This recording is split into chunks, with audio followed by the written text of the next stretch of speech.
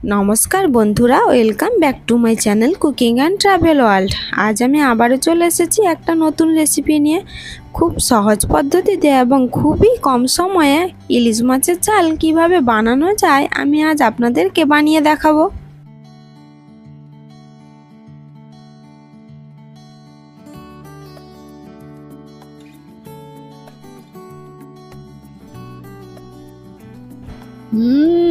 খুব ভালো। ইলিশ মাছের ঝাল রেসিপি আমরা বিভিন্নভাবে খেয়ে থাকি, কিন্তু বাঙালি স্বাদে সর্ষে বাটা দিয়ে ইলিশ মাছের ঝাল রেসিপি সবথেকে বেশি ভালো খেতে।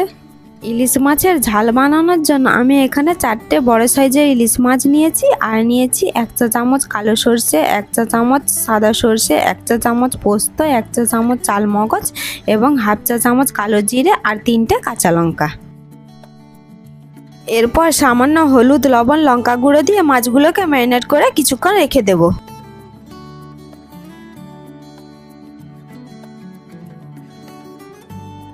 তারপর মাছগুলো ভাজার জন্য কড়াইতে দিয়ে দেব সামান্য সর্ষের তেল। তেল গরম হলে ওই তেলের মধ্যে মাছগুলো ছেড়ে দেব। ইলিশ মাছ খুব বেশি ভাজবো না, হালকা করে ভেজে তুলে নেব, কারণ বেশি ভাজলে টেস্ট নষ্ট হয়ে যায়।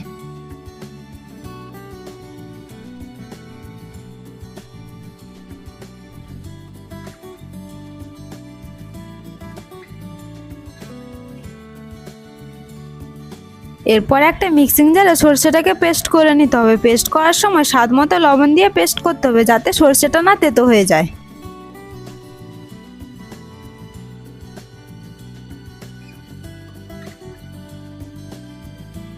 এবার একটা ছাঁকনির সাহায্যে সর্ষের লিকুইডটাকে ছেঁকে নিয়ে সর্ষের খোসাটাকে আলাদা করে নেব। বাঙালিদের কাছে ইলিশ মাছ তো মাছের রাজা, তার সাথে ইলিশ মাছকে যদি ভালো করে তেল আর ঝাল দিয়ে রান্না করা যায়, তাহলে কিন্তু এই মাছ রাজা থেকে মহারাজা হয়ে ওঠে।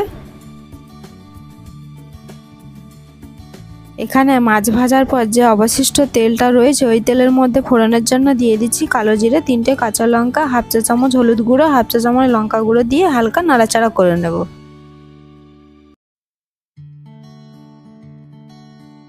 এরপর সর্ষের লিকুইডটা দিয়ে মিডিয়াম টু লো ফ্লেমে হালকা ফুটিয়ে ভেজে রাখা মাছগুলো ছেড়ে দেব।